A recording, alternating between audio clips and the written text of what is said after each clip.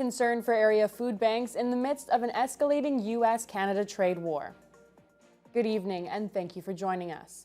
The impact of tariffs on area food banks could become unsustainable, according to officials with the Regional Food Distribution Association. The organization says not only will the cost of food be impacted by a prolonged trade war, but the demand for local food banks could really start to rise. Jessica Clement has the details. Canadians across the country will feel the impacts of the trade war between Canada and the United States, especially when trying to get food on the table.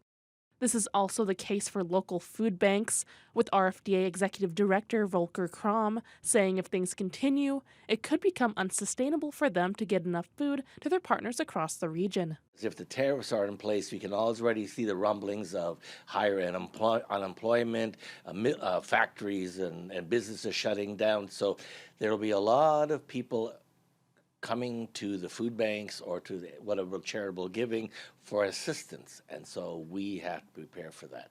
RFDA Office Manager April Mercier says the tariffs make a difficult job even more challenging, with the organization already struggling with rising costs.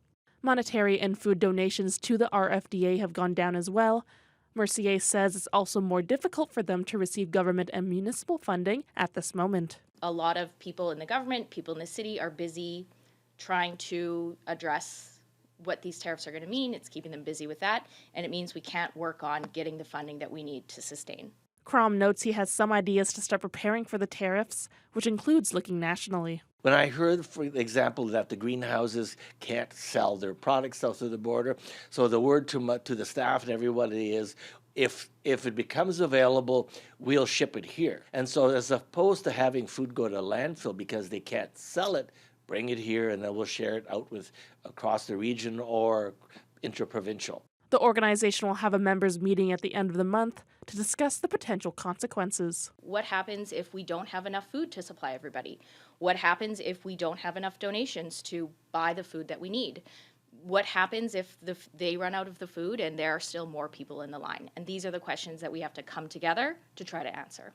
The RFDA will also play a key role in educating people on how to stretch their groceries during tough economic times.